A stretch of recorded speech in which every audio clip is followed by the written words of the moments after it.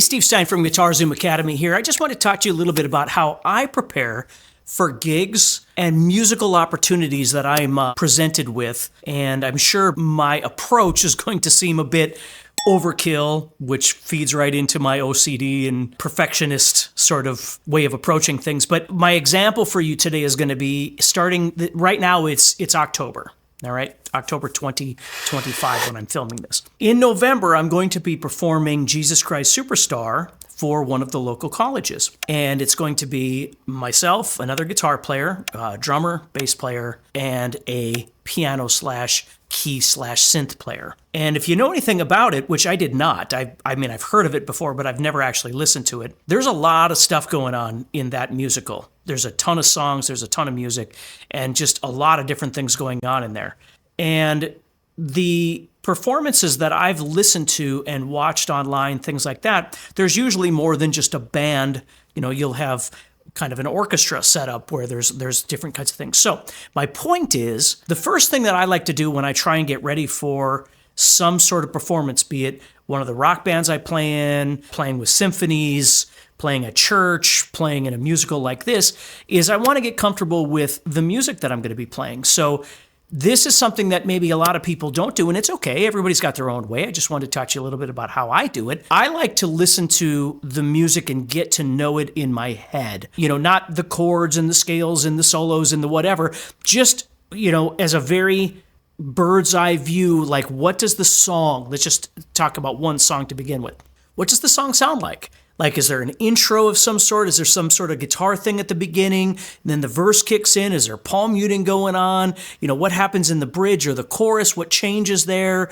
You know, just generalized things that I'll get out of listening to a song where, you know, somebody who maybe doesn't play an instrument might listen to the lyrics and memorize the lyrics and that sort of thing. For me, it's less about memorizing the lyrics and it's more about kind of what I call going underground or going deep. Like I'll start listening holistically to the structure of the song. Again, from a very bird's eye view, just getting used to things. And then as I've listened to it 3 or 4 or 5 or 6 or 7 or 8 times or whatever it is I need, then I start zooming in a little bit and start getting a little bit more. Oh, it sounds like there's a lick here. Oh, it sounds like there's something here. It sounds like I don't play here. It sounds like this is quiet here. Like I'll start creating an idea in my head of when do I play? When do I not play? Am I playing loud? Am I playing quiet? You know, is there what's going on there? Then I'll kind of zoom in even more. And this is where it really happens more with situations like the musical, situations like church, where I'm not exactly sure what the instrumentation is going to be.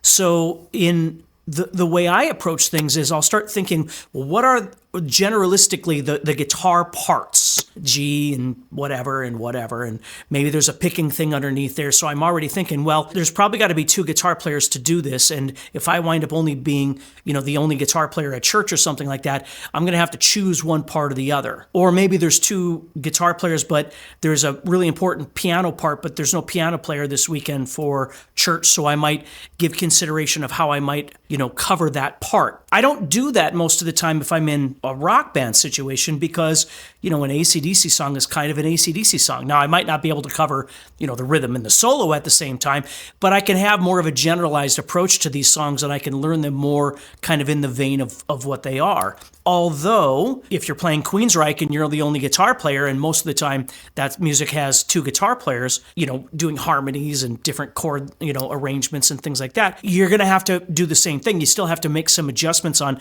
what's the best thing I could be doing at this point. So the bigger picture here is you can't just learn a guitar part necessarily, you know, a tab number 1 versus, you know, guitar 1 versus guitar 2. It depends on the circumstance. It depends on the ensemble that you're playing with, whether or not there's enough people to cover everything. So because I've played in 3-piece bands a long time with 1 guitar player, 1 bass player, and a drummer, and then everybody sings, you get very used to how to approach Carry On Wayward Son that's got all these different parts, like different kinds of things like that. So you make the music sound as full as you can without missing things, but it's impossible to not miss things. You just try and pick the best things at that time. It's a lot more work to do that than it is just learning a guitar part. So moving into this Jesus Christ Superstar, there's a lot of music. I started off just listening to, trying to get comfortable with the musical in its entirety, kind of getting used to holistically what everything's doing. And I have charts from the college that they've given me. The problem, though, is we aren't able to cover all of the parts that I'm hearing in this musical. Watching the one with John Legend, watching the one back from 1992, I think it was. There's a London one. There's the original from 73. I think it was 72 or 73. Like, trying to get a sense of what's different between these. What do I see myself as a guitar player, as a musician, bringing to the table? I need to play what's needed of me, but are there other things that I could do as well to maybe thicken this experience a bit, as opposed to just what's written on the chart? So this is a conversation that you need to have with the other musicians that you're going to be playing with. I'm not trying to necessarily be an overachiever, although I'm sure I am. What I'm trying to do is think, how can I give the best musical experience to the performers that then, may feed them to the audience? And of course, the musicality, you're, connecting directly to the audience as well. So it's not just what's the least amount that I could possibly do to read the charts and get through the thing and be done. It's what can I do to try and make this as big as I can, as full as I can, or the opposite. Are there spots where I should just lay out, where the piano or the keyboard or whatever might be happening, even though there's chords written there, maybe that's a really good spot for me to duck out? Well, how do I know? Well, I listen to a number of different performances to see what other people have done, right? Other performances have done from Broadway to, across the world, and see kind of how their approaches are. And that way I've got a little more idea. So what I do, well, not that you're really going to be able to see this, but so I'll create these charts that are charts of kind of an overview. So for instance, the first song, there's another guitar player that's going to be playing. So in the overture of this, and it's perfectly fine if you don't know what this is, but I'm doing this lead guitar part, and then these punches come in. Well, of course, the other guitar player is going to be covering those punches. And then he's playing some of these other things, and what I'm doing is I'm covering some of the horn parts at that point, because we don't have a horn player. I've learned the horn parts. Now I know the guitar chords underneath, but I also know the horn parts up on top. So that way, when we get together, if we say, hey, this could use a little more, something up there, because that part's missing, because nobody's covering it, I can cover that part. Or I could double maybe the keyboard player if that keyboard player's playing that. It all depends, but I like to go in with that idea. So I'll create these kind of cheat sheets, if you will. It isn't about G or C or B minor or this scale. It's about what's the music doing.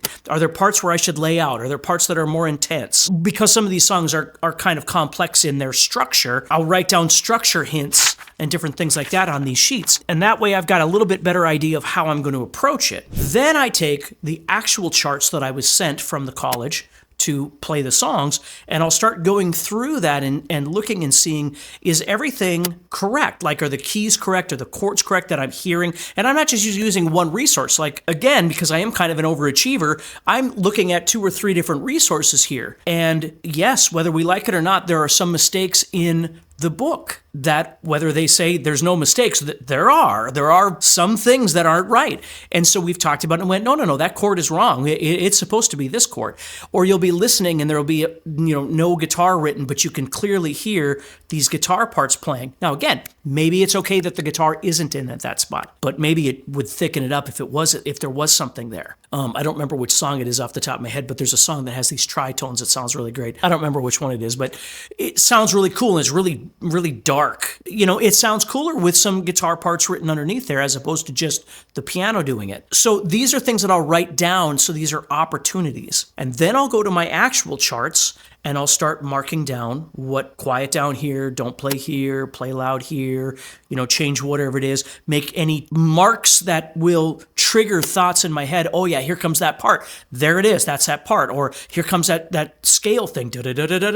So I'll see those on there so I have a better representation of what I'm going to do. Now, we're only going to get a couple of rehearsals together. Then we have rehearsals with the other performers. We'll have a couple of those, and then it's the shows. So there's not a lot of time to get ready. So I like to have, multiple options available. So as soon as we start practicing, I can go, nope, I don't need to do that. Obviously, that's covered, so I'm going to stay out of the way. Or, yeah, that sounds kind of empty. I should probably add this in there and see how that sounds. And for me, it moves the music off of the chart into my thought process, into my body. So, yeah, I'm still going to use those charts because there's a lot of information here. I have not memorized every aspect of Jesus Christ Superstar, but I have a really good sense of flow of things.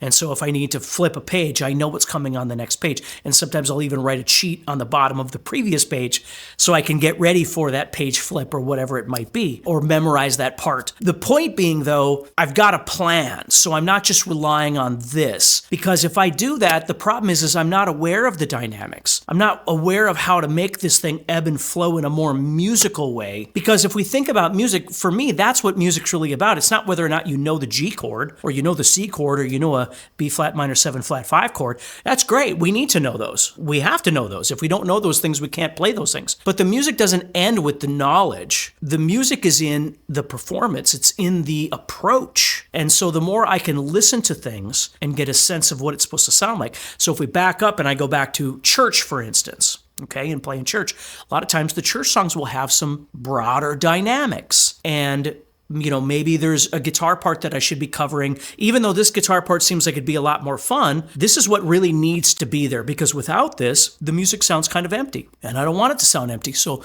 I need to make a adult choice and play this part, or maybe change the chord of this, not the quality of the chord, but where I'm playing it or how I'm playing it. So it sounds the voicing sounds a little bit better. Now, these things take time to get to that level. I'm just saying, what I see a lot is people will go, well, I can't play along with this. It's moving too fast. And you try and explain to them, look, if you first listen to the tune, get a sense of what it is, and then go into your toolbox and say, well, what do I need to play this? Well, I need G and A minor and C and blah, blah, blah.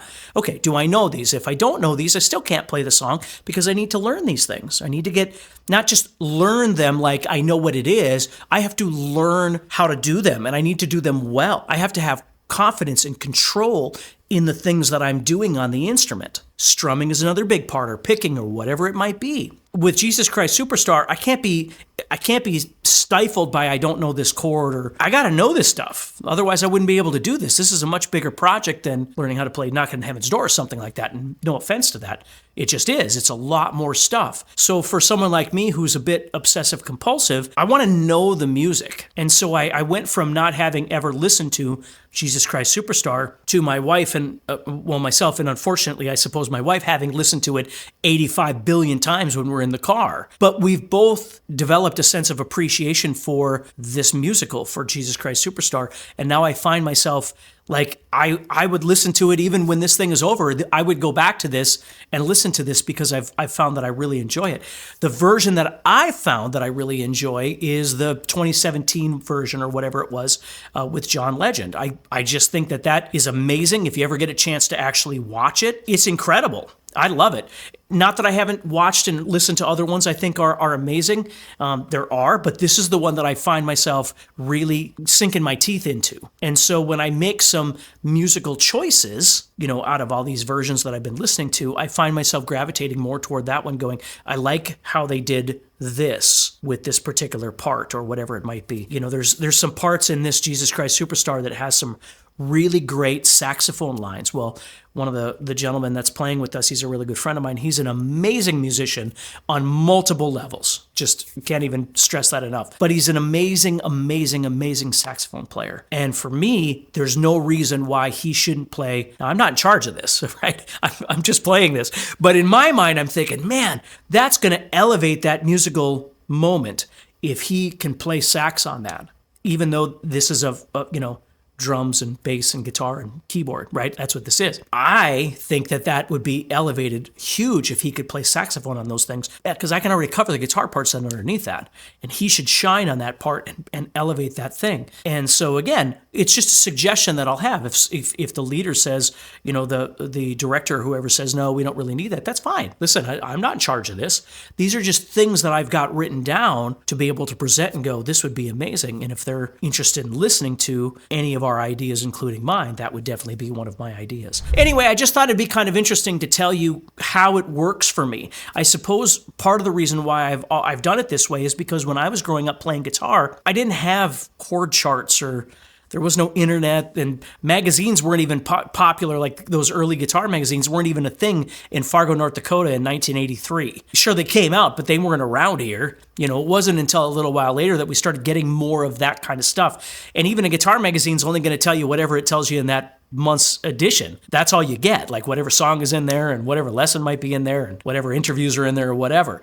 So I learned to play by ear, like a lot of people my age did. I learned by putting the needle on the guitar or on the record and listening and figuring out what I was doing, and take the needle off and work on that, put it back down, learn the next part, take it back off, and just keep going. But I think there's something that happens in your head where you start learning to visualize connectivity and colors of things like chords and, different kinds of stuff. And so that's the way my brain works. I would strongly encourage you, if you are the kind of person that just really kind of just reads the chart or tries to learn things note for note, and please don't get me wrong, some things do need to be note for note. There's no doubt about it. You can't go changing the beginning of Crazy Train. But there are other elements inside Crazy Train that have a little bit of flexibility. I guarantee you that Zakk Wylde does not play Crazy Train exactly the same way that Randy Rhoads did. And I can also tell you that Randy Rhoads didn't even play Crazy Train the exact way that Randy Rhoads did, from the recording to the way he would perform it live. So there's always some